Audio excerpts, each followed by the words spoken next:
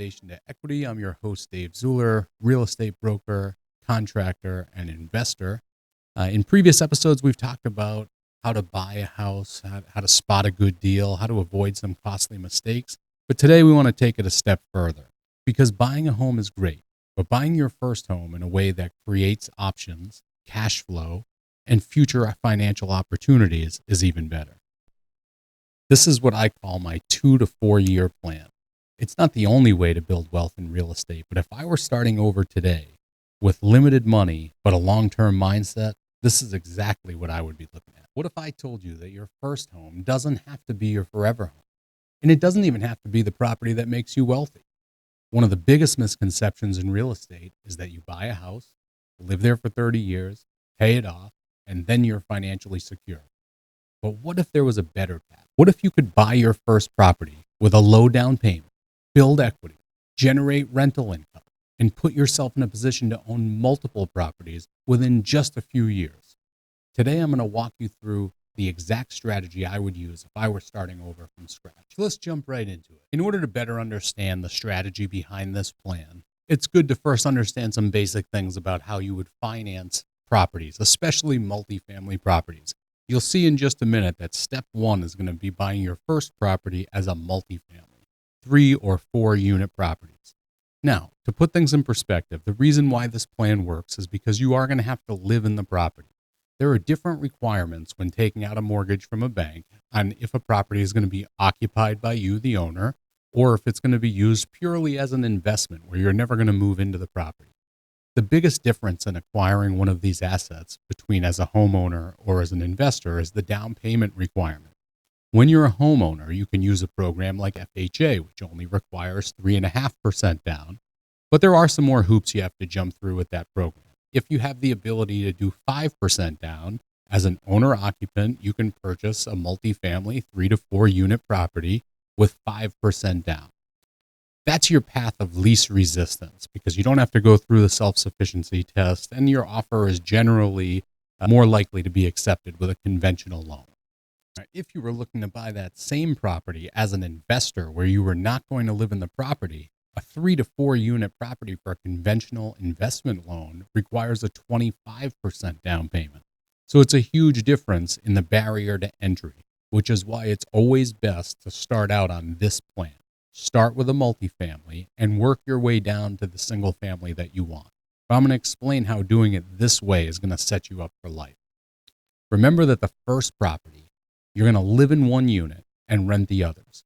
The goal isn't necessarily to completely eliminate your housing payment right away. The goal is to drastically reduce it while someone else is helping you pay your mortgage and build your equity. Step 2 is then you're going to live in that property for at least 1 year. This is a bank requirement, a lending requirement, that if you use one of these lower down payment options, you need to live in the property for a minimum of 1 year. Now, this whole plan can be accomplished in just a couple of years, but a lot of things have to line up timing-wise, which is why I call it the 2 to 4 year plan. So after at least 1 year in the property, during that year, you're going to learn a lot. You're going to learn how to be a landlord, for instance. It's not for everyone. It's okay to admit that it's not for you, and if that's the case, we go to a plan B. But while you're there, you're already starting to build equity. You're starting to build that muscle memory on what it's like to have to repair things that come up, to understand how to adjust rents and fill vacancies and all of that kind of stuff that comes along with it. And during that year plus, you're starting to pay down your principal. If you can put extra money towards your principal, that will only help. But the idea is buy the first property, 3 to 4 units, live in one unit, rent the others, learn everything you can about being a landlord during this sort of trial period. And then after that year is up, we start looking for property number 2. For property number 2, we're going to be looking at a 2-family, a duplex, something a little smaller than the 3 to 4 unit property, and we're working our way down. There's a couple of reasons behind this. When you use those lower down payment options, the bank is not financing that property to be solely an investment. So when you're using the same program, that 5% down conventional, they need to know you're going to actually move into the next property as well. Otherwise, you can run into some issues with your financing. It's very believable to any lender that if you've been used to living in a 3 or 4 unit property amongst your tenants, it's realistic for you to now want to downsize a little bit, have a two family where it's only you and one other tenant.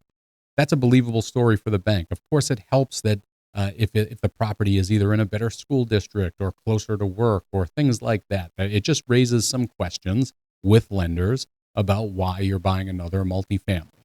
Now, if you were going from a 3 or 4 unit to another 3 or 4 unit, unless you have a good reason, again, could be because of schools, could be because it's closer to work, then a bank is not going to be thrilled about giving you another 5% down conventional for almost the same property in almost the same location, right? These programs are meant to assist people to get in the door in owning their homes. But we're going to try to use that within the rules, of course, within the scope. We're not committing any mortgage fraud here. We are just trying to use all of these rules to our advantage. So again, you're going to downsize, so now you and one other tenant in there. Most people will sell their first property when they move. I'm telling you, hold it, because wealthy people are the ones that are often keeping those properties, not selling when they move. So now let's take a step back and remember where we are now. We've gone in just over a year period from being a renter to owning a 3 to 4 unit property that you are now receiving 3 rents in because you've moved out of that property into your duplex, plus a 2 family that you're also receiving 1 other rent in. So if you're buying a 3 unit first, then a 2 unit, you're now collecting 4 rents that are all helping you pay down your 2 mortgages, and you have 2 properties gaining equity and creating that cash flow for you. And then the next step is the step that you've all been waiting for. It's time to search for that single family home. The reason you wanted to get into this all in the first place. This is where we wanted to end up. And this is where I just want to pause and say, this is how the new American dream, in my opinion, will look. Younger generations coming up right now, there's no doubt about it that it's harder today to afford your first property than it was 30, 40, 50 years ago or more. Everybody says that's the American dream, home ownership. I'm here to tell you that you can still achieve your American dream, but it just might look a little different. Back in the day, they used to be able to go right into that single family home, and that may not be the case anymore. It's harder and harder to do that and end up in the house that you truly want. So by doing it this way, you're still going to end up in that same place. By using that long-term mindset, it may have taken you a couple extra years to get there, but by doing it this way, it's actually setting you up for life. So now when it's time to look at that single family residence, we're showing at least 5 units of rent coming in. That will not only help pay the mortgages on those 2 properties, it may also help contribute to the mortgage on your single family property when you get there. Over time, all of this works better. So as long as you're at least breaking even at this point on the multifamilies, then you're allowing someone else to pay down your mortgage and build your equity for your wealth in the future. But hopefully by now, you're already generating some additional cash flow. Even if you're not today, I will tell you that the way real estate works long term is that if you're locked into a 30-year fixed payment and rates go down, you can always refi and save money on that payment. But the idea is that if it stays relatively the same or potentially lower, then over time, rents increase.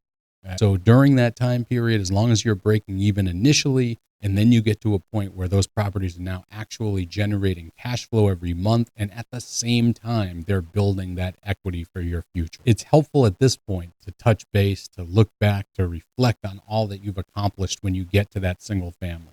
I've got clients that have been on this plan that are so happy, and they see the vision now. They see that this has set them up for financial freedom in the future. You look back 2 to 4 years in and say, less than 5 years ago, I was renting. Today, you own 3 properties. You have 5 or 6 tenants helping pay down all of your mortgages. You're building equity every month times 3 properties. And you've created a foundation that can change your financial future. Remember, this is not a get-rich-quick strategy. In fact, doing it this way is often called the get-rich-slowly plan. Being a landlord, it's not going to be for everyone. And it's okay to admit that. There will be repairs. There will be vacancies. There will be challenges. But if you're willing to think long-term, real estate, and especially this 2 to 4 year real estate plan, can be an incredible wealth building tool. If you're listening to this and thinking, I've never heard anyone explain it this way before, you're exactly the reason that I created this podcast. These are the conversations I wish people had with me years ago. Real estate's not just about buying a home. It's about creating options. It's about creating income. And ultimately, it's about creating freedom. If you'd like help figuring out if this strategy could work for you and your situation, reach out. My contact information is right here again. And if you found value in today's episode, make sure you subscribe and share it with someone who needs to hear it. I'm Dave Zuller. This is Foundation to Equity, building wealth one property at a time. See you on the next.